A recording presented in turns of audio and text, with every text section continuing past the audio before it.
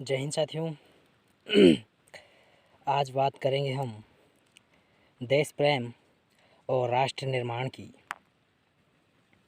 हमारा देश विभिन्न वर्गों से मिलकर बना हुआ है, जिसमें सबसे महत्वपूर्ण वर्ग है किसान वर्ग। आज बात करता हूँ किसान वर्ग की। वही किसान जिसके कच्चे घर की छत से पानी टपकता है, लेकिन फिर भी बारिश की दुआ मांगता है। वही किसान जिसके खेत में फसलों की जगह भूख उगती है। जब जब किसी किसान के खेत में फसलों की जगह भूख उगने लगी, तब तब उस किसान ने शहर में मजदूरी की। यह बात चिंता की नहीं, वरन चिंतन करने की है।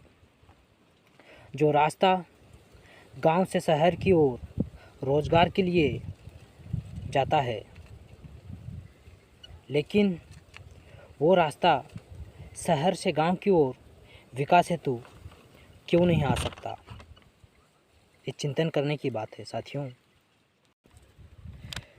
मैं सैल्यूट करता हूँ, सलाम करता हूँ उन नौजवानों को जो सड़क पर दिन रात खड़े उस जवान को, इस देश की पुलिस प्रशासन और किसान को, और इस देश के उस व्यक्ति को, उस बेरोज़गार युवा को जो अपना काम पूरी ईमानदारी, पूरी मेहनत, पूरी लगन से करके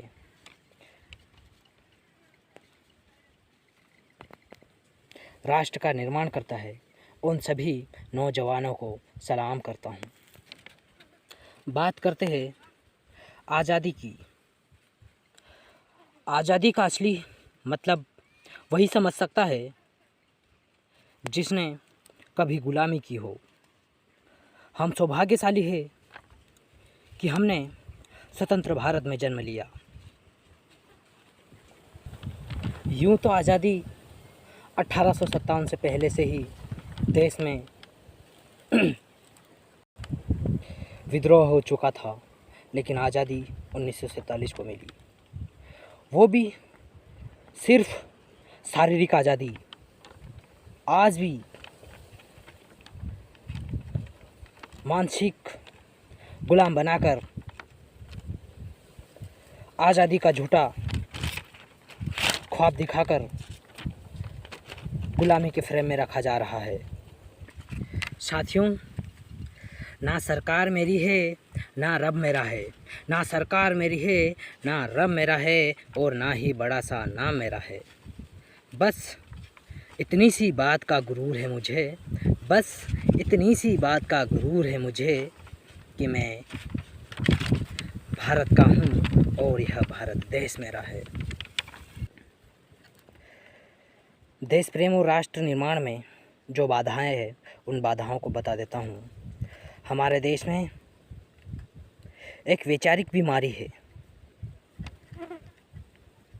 दुनिया को सबसे बड़ा लोकतंत्र भारत देश को कहा जाता है, जहाँ हिंदू पैदा होते हैं, मुस्लिम, सिख, ईसाई और अन्य धर्म के लोग पैदा होते हैं।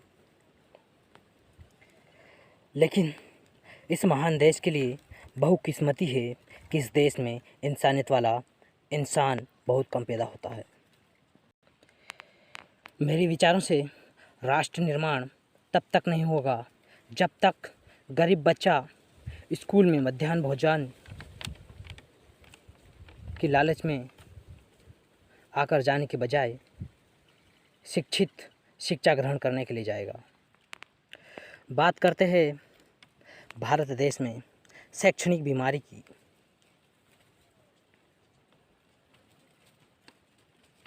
शैक्षणिक बीमारी हमारे देश में नज़र आती है।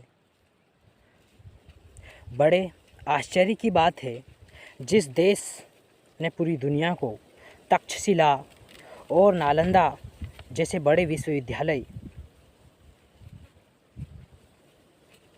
शिक्षकों की बुनियादी रखी। आज विश्व के 100 संरक्षित विश्वविद्यालय में हमारा एक भी विश्वविद्यालय खड़ा नहीं हो पाता है।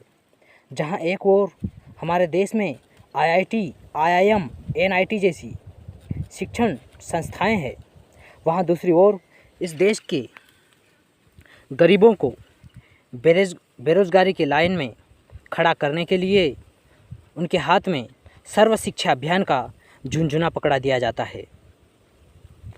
और मैं बता देता हूँ कि हमारे देश के शिक्षा नीति 2 लोगों के लिए बनाई गई है और यह सच्चाई है। एक वो लोग जो धनवान है, दूसरा जो विद्वान है। इसी तरह की कई ऐसी अजब गजब बीमारी है जो अंधविश्वास बहुत सारी मेरे विचारों से देश प्रेम और राष्ट्र निर्माण में ना हिंदू की ज़रूरत है, ना मुस्लिम की ज़रूरत है, ना सिख की ज़रूरत है, ना ईसाई की ज़रूरत है।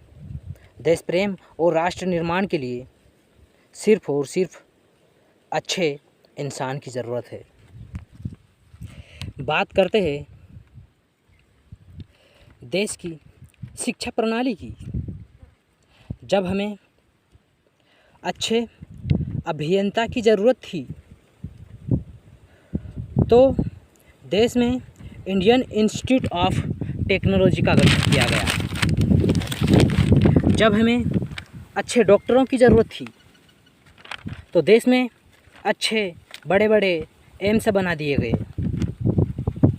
जब सदियों से हमें अच्छे राजनेता की आवश्यकता है तो हमने अब तक इंडियन इंस्टीट्यूट ऑफ पॉलिटिक्स का गठन क्यों नहीं किया गया। इस देश के उन बड़े बड़े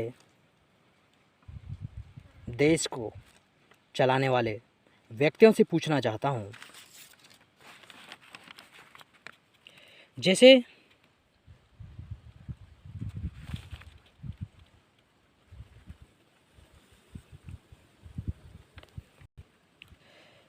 मानव के प्राण बचाने के लिए एक अच्छे डॉक्टर की ज़रूरत है।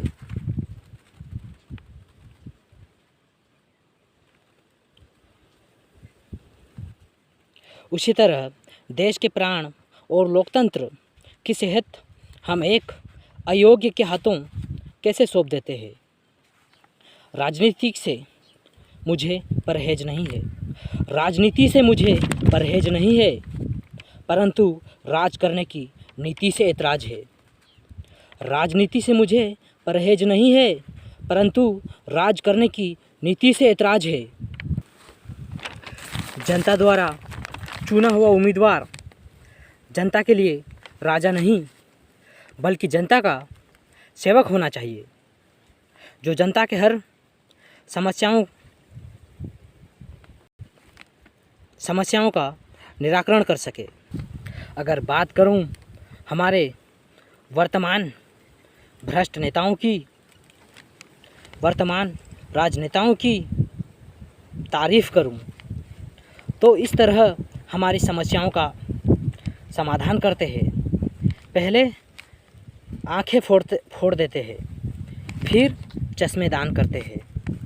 और मुझे तकलीफ़ तो तब होती है जब हमारी भोली भाली जनता उनके कर्म और विचार देखकर नहीं बल्कि उनके धर्मपाती और खर्चीले प्रचार देखकर उन्हें वोट करती है। संसद में लड़कर नहीं समझकर नीतियाँ बनाना चाहिए। एक विशेष मुद्दा सुबह की चाय की चुस्की के साथ शुरू तो होता है, लेकिन अगले ही दिन पुराना अखबार बन जाता है। जहाँ एक विशेष उद्देश्य की डेडलाइन हो जाती है और किसी चर्चित व्यक्ति की छींक भी हेडलाइन बन जाती है। ऐसा है हमारा देश का, जिसे चौथा लोकतंत्र कहते हैं। अगर वाकई में देश प्रेम और राष्ट्र निर्माण करना है तो मध्यम गरीब अंतिम पंक्ति में खड़े व्यक्ति की समस्याओं को देखते हुए नियम नीति बनाना पड़ेगी। देश की आत्मा कहे जाने वाले गांवों का विकास जब तक नहीं होगा तब तक इस देश जो बड़ी बड़ी योजनाएं हैं, digital India, make in India, स्वच्छ मिशन भारत अभियान, देश की आत्मा कहे जाने वाले गाँव में क्या शौचालय बनाने से देश स्वच्छ हो सकता है? बिल्कुल नहीं। जब तक गांव में पानी की व्यवस्था नहीं होगी, शौचालय से कैसे देश को स्वच्छ बना सकते हो? आज बात करूं भारत देश की आत्मा कहे जाने वाले गाँव की। गांव में प्रधानमंत्री सड़क योजना के तहत अधिकतर ऐसे गांव हैं जहां पे सड़क नहीं है।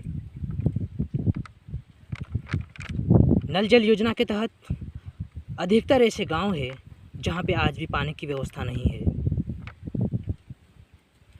अगर बिजली की बात करूं तो आज भी अधिकतर ऐसे गांव हैं जहां पे 24 घंटे बिजली नहीं है।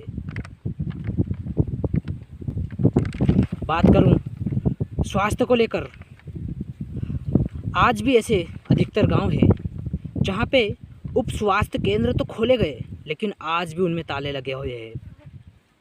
क्यों? वहीं पे डॉक्टर नहीं है। शासन द्वारा डॉक्टरों की भर्ती नहीं की गई।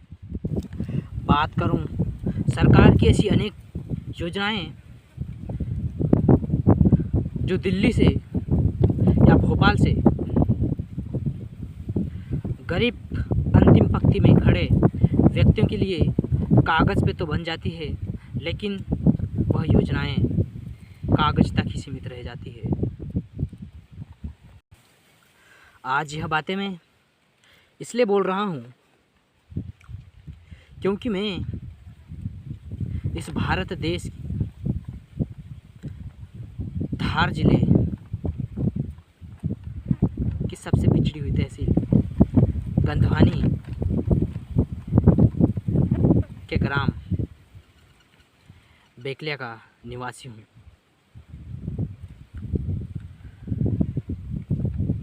ये बात आज मैं इसलिए बोल रहा हूँ क्योंकि मैं शिक्षित हूँ। मैं उन समस्याओं को जान रहा हूँ।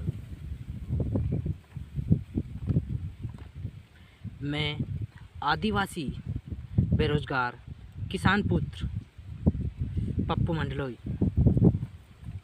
गंधवानी तहसील का। ऐसी अनेक समस्या है जो राष्ट्र प्रेम और देश निर्माण में बाधाएं बनकर खड़ी है। अगर ये अनेक समस्या शासन द्वारा सही नियम नीतियों से अंतिम पंक्ति में खड़े व्यक्ति तक शासन की योजनाएं सही तरीके से मिलेगी तो एक ना एक दिन देश प्रेम और राष्ट्र निर्माण का जरूर निर्माण होगा। जय हिंद साथियों, जय बिरसा, जय जोहार, जय भीम, जय आदिवासी।